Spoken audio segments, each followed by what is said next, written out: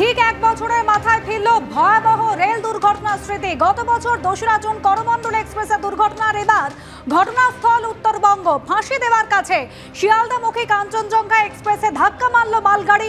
সজোরে যাত্রীবাহী গাড়িটিতে ধাক্কা মারে মালগাড়ি এবং যার ফলে সংঘর্ষের প্রতিঘাতে কাঞ্চনজঙ্ঘা এক্সপ্রেসের পিছনের দুটি কামরা একেবারে উঠে পড়ে মালগাড়ি ইঞ্জিনের ওপরে। আমাদের প্রতিনিধি সনদ ঝা ইতিমধ্যেই রয়েছেন আমাদের সঙ্গে টেলিফোন লাইনে। সনদ, ইতিমধ্যে মৃতের সংখ্যা বেড়ে হয়েছে ৬, অন্তত পক্ষে ৪১ জন যাত্রী আহত হয়েছেন বলে আশঙ্কা করা হচ্ছে। আর কি জানা যাচ্ছে রেল কর্তৃপক্ষের তরফে?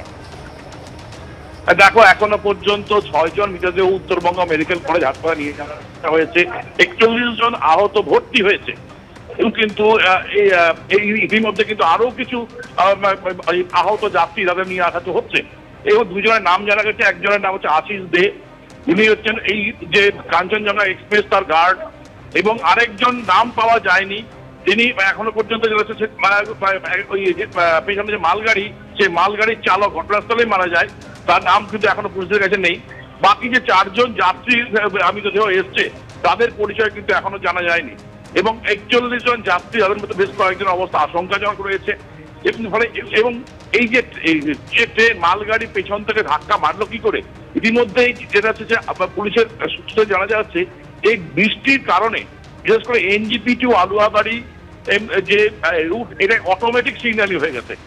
এবং যেটা আশঙ্কা করা হচ্ছে প্রাথমিকভাবে, এই যে সিগন্যালিং ব্যবস্থা বক্সগুলো রয়েছে, কোথাও জল ঢুকে অটো লক হয়ে যাওয়ার সম্ভাবনা রয়েছে, যে কারণে সিগন্যাল ব্যবস্থা মানে বন্ধ হয়ে যাওয়ার কারণেই সম্ভবত এই দুর্ঘটনা, যেটা প্রাথমিকভাবে পুলিশ অনুমান করছে। তবে রেল ইতিমধ্যে কিন্তু পুরো পরিস্থিতি বিশেষ করে কেন দুর্ঘটনা ঘটলো সে বিষয়টি তদন্ত শুরু করছে। তবে এখন সবচেয়ে প্রথমেই জোর দেওয়া হয়েছে উদ্ধার কার্যের উপরে। একেবারে সনদ ঝা আমাদের প্রতিনিধি যেরকম জানালেন, ৬ জনের মৃত্যু হয়েছে, অন্তত পক্ষে ৬ জনের মৃত্যু হয়েছে এবং আহত হয়েছেন ৪১ জন।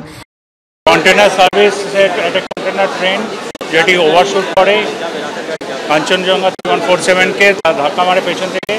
রিয়ার পার্সেল ভ্যান যেটি ধাক্কা লেগেছে, রিয়ার পার্সেল ভ্যানে কিছু সামগ্রী ছিল না, কনসাইনমেন্ট ছিল না। কিন্তু আমাদের কাছে যেটুকু খবর আছে অফিসিয়াল স্টেটমেন্ট, সেটা হলো ২ জনের একটা মৃত্যুর আমরা খবর পাচ্ছি। ২ জন মৃত্যুর খবর পাচ্ছি। NDRF এর টিম কাজ করছে ওখানে। ১৫ জনের ১৫টি অ্যাম্বুলেন্স ওখানে স্পটে আছে। এনকোয়ারি প্রসেস মানে যত তাড়াতাড়ি সম্ভব রেস্কিউ অপারেশন হবে।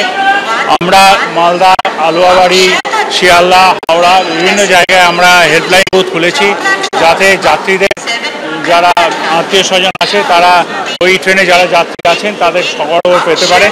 তবে সবাইকে আপনাদের মাধ্যমে আশ্বস্ত করতে চাই, বিশেষ কোনো রকম দুশ্চিন্তার কারণ নেই, কেননা এটা পেছনের কোচটাতে হয়েছে যেখানে কোনো মানুষজন ছিলেন না।